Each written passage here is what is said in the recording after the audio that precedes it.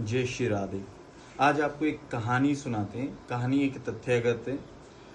जब सुदामा जी ने चने खाए थे, और जब हम सब लोग कहते हैं कि सुदामा जी ने चने खा लिए थे तो उनको गरीबी की प्राप्ति हुई।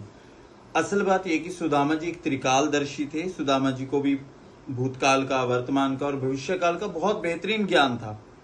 उनका चने खाने का ये कारण ये था कि जब उन्होंने देखा कि उन्होंने इस त्रिकालदर्शी रूप में जब उन्होंने जाना, जब ये जा रहे थे सुदामा जी और कृष्ण जी, जब ये लकड़ियां तोड़ने के लिए जा रहे थे तो इनको इनकी गुरु माता ने चने दिए थे। असल वो जो चने थे वो किसी के चुराए हुए चने थे।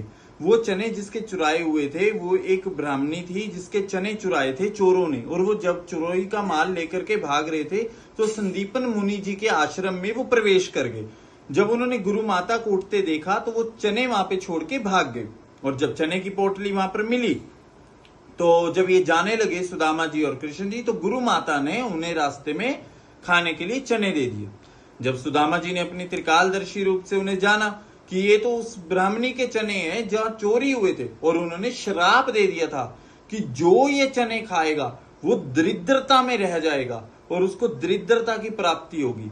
तो जब उन्होंने इस चीज को जाना तो उन्होंने देखा कि ये तो 3 लोक का मालिक, पूरे ब्रह्मांड का रचयिता, और ब्राह्मणी का जो श्राप है वो भी खाली नहीं जाएगा। अगर 3 लोक का मालिक ये चने ही खा गया और जब ये खुद उस श्राप से ग्रसित हो गया तो ये तो पूरा ब्रह्मांड कहां जाएगा। तो उन्होंने इसलिए सुदामा जी ने ये चने खाए थे, इसीलिए वो दरिद्रता में रहे थे। इसी प्रकार जीवन काल के अंदर जब हम कोई भी चीज किसी की लाइफ में चुराई हुई या चुराया धन या चुराई हुई किसी भी प्रकार की वस्तु का उपभोग करते हैं, तो लाइफ में जिस वस्तु जिस व्यक्ति की होती है, जब उसने आज जीवन काल में जो अपने आत्मिक रूप से दिया होता है श्राप, वो तत्क्षण पूरा होता ही होता है। वो भले ही कौन है कौन नहीं है खाने वाला या उसका भोग करने वाला।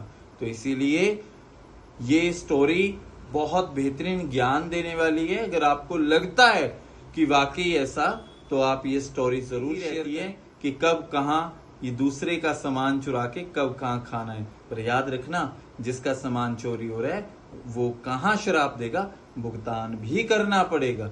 जय जय श्री राम।